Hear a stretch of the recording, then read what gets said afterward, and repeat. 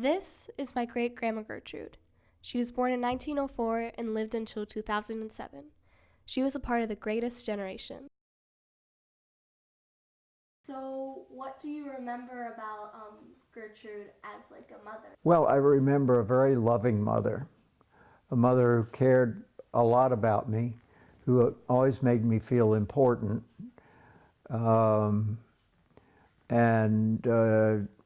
always was very proud of everything I did. I was in that way, I was a very spoiled child, because I always had the sense that in her eyes I could do no wrong.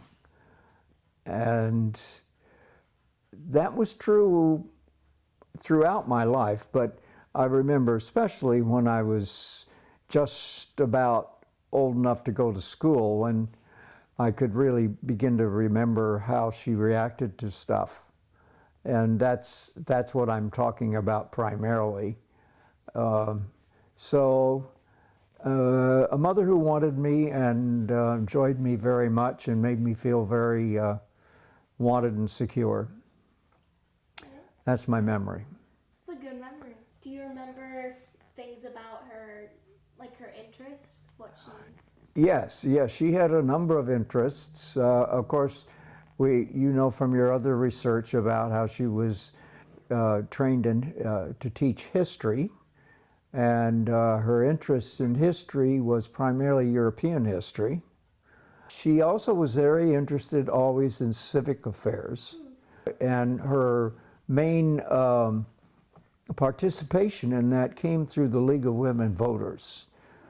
And she had a very, very close and active friend. They were both, the friend and her husband were very close to us, and they were neighbors. They lived right. And between the two of them, they were extremely active on the statewide level on several occasions with the League of Women Voters. She also was very active in a group that had started where she went to college, University of Chicago, called the History Class.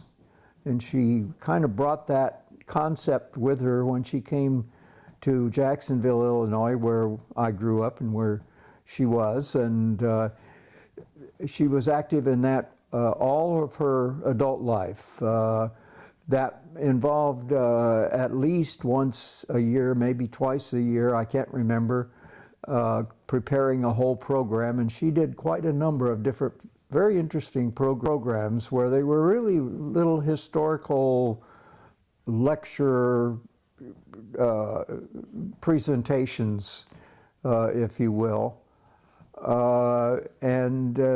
So there was that. She wrote very often and carefully and long involved letters to our congressman, with whom she and he had no agreement on anything. But she would always write what she thought about this and that and the other, and occasionally would get some kind of a response back. Usually wasn't terribly much. But she did correspond with him. We had the same congressman for a long time. When I was a child and into my high school years. She also loved gardening. She was a very avid gardener, and she loved growing flowers and picking flowers and having bouquets in the house and things like that.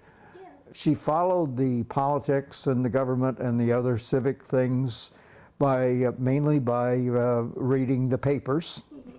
And she was one to sit with the Sunday New York Times, and it would last her all week because she would read through most of the sections of it. It was big paper, as it still is today. So would you say that she kept up with these interests most of her life as well as she could? I would, person. Yeah. Mm-hmm. That's good.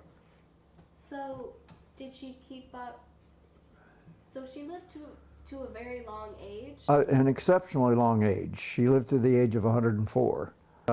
It did mean something for her to get to be 100 years old. I remember when she got into her high 90s, she said a couple of times, "Do you think I'll get to be 100 we, and I would always say, I don't see why you wouldn't, you know, Yeah. because it was really until she was 100 that she enjoyed her 100th birthday. Wow. To some degree. She was pretty frail by then, but Yeah. she enjoyed it. Recall anything about their travels or like? When I was school age, they made quite a number of trips, sightseeing trips within the U.S. The ones I remember best were in the far west, and so we did a lot of that.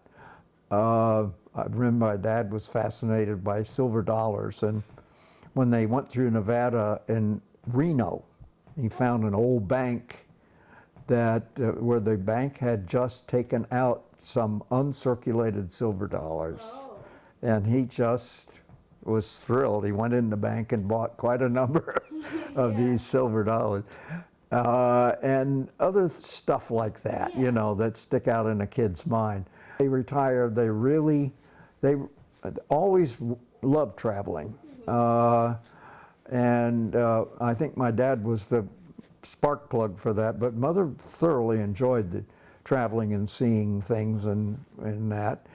And so they got to going, there came a time when they first retired, which was in the 1970s, where you could go on a freighter.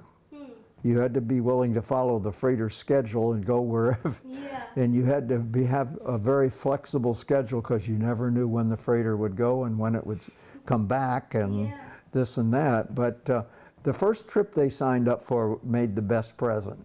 From New York across and someplace into the Middle East and somehow come back.